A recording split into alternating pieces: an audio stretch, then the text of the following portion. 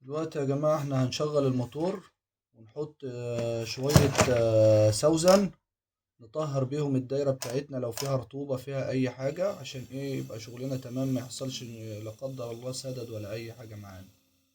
بسم الله الرحمن الرحيم. وما بتكترش، انت بتحط 5 نقط بالظبط تعمل بيهم عملية تطهير للدايرة.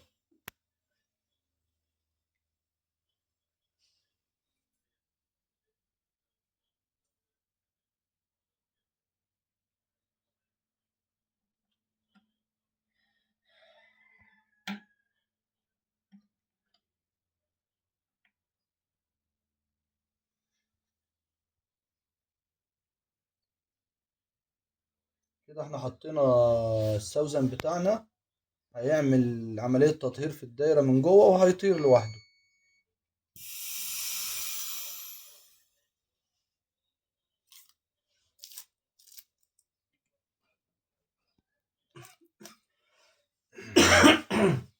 بس يا حاج لو كده افصل.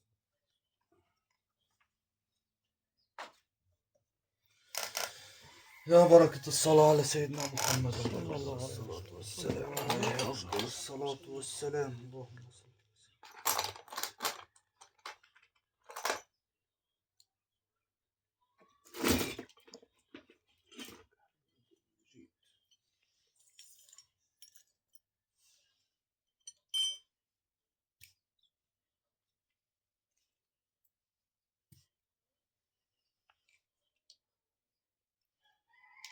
نتصور دلوقتي يا جماعة هنعرفكم طريقة جديدة ازاي تعمل بيها الفاكيوم الذاتي، وطريقة ناجحة 100% تفاكيوم بيها وتطلع الرطوبة، وإن شاء الله يبقى الفاكيوم معاك حلو. بتيجي هنا على أول الفلتر من هنا، وتدي كده إيه خرم صغير.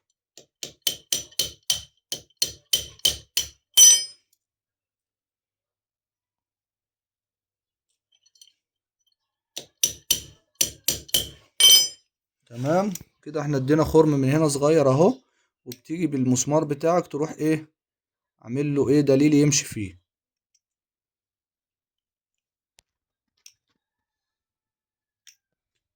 تمام كده. بعد كده بيبقى معاك كابيلاري.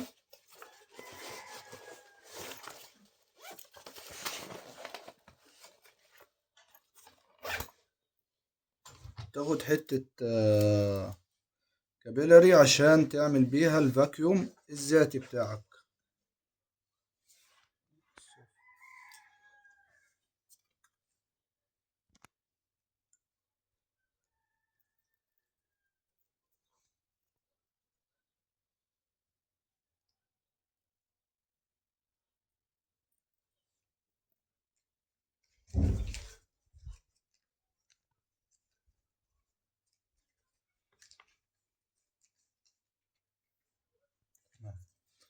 وتيجي تروح مركب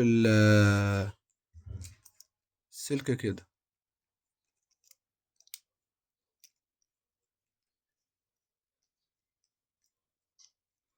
تروح معديها بالطريقة اللي انتوا شايفينها ديت كده. تمام. عشان ايه تضمن ان لا قدر الله لما تيجي تلحم ما يحصلش فيها سدد ولا اي حاجة.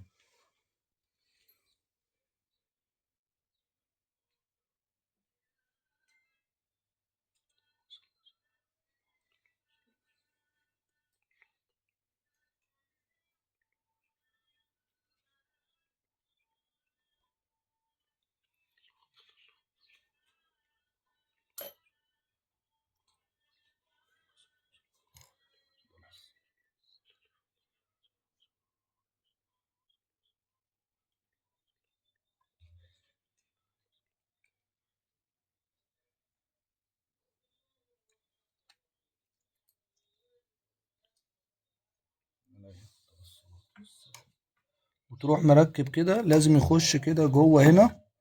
تروح مركب الفلتر بتاعك.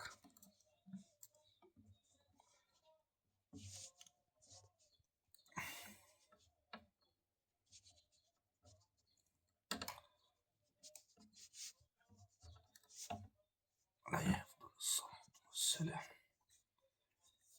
ركبه كده كويس، اتأكد انه ركب معاك كويس.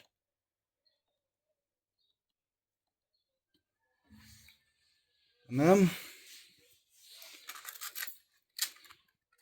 وتيجي تركب الكابيلاري من الناحية التانية، بس أهم حاجة إيه، تصنفر كويس عشان إيه ما يعملش معاك عازل في اللحام.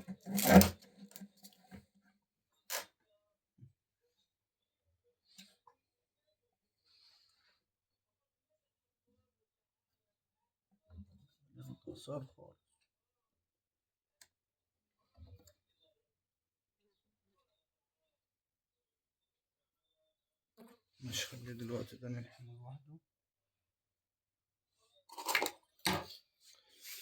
بسم الله الرحمن الرحيم.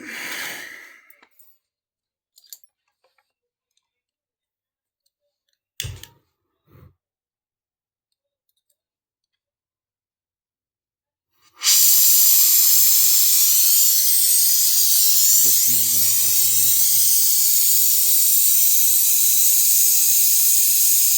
اهم حاجه وانت بتلحم تصدر النار بتاعتك على الفلتر، لان الفلتر لحميته تستحمل النار.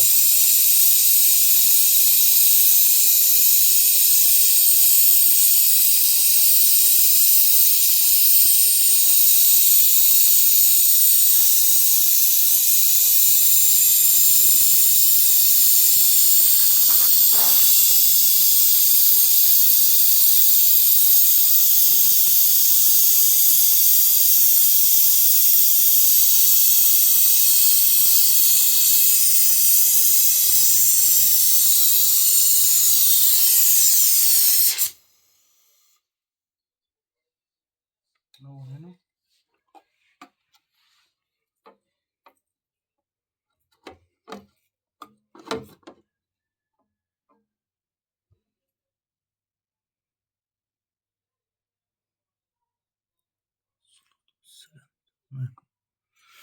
تمام ان شاء الله. ماشي يا شيخ، كده شغل كده.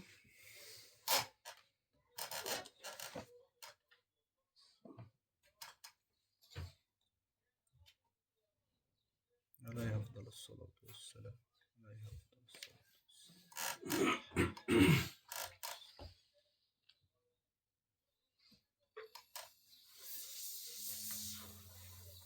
لازم تشغل كده عشان تتأكد ان انت لحامك كويس، ما حصلش سدد عندك جوه في الدايرة.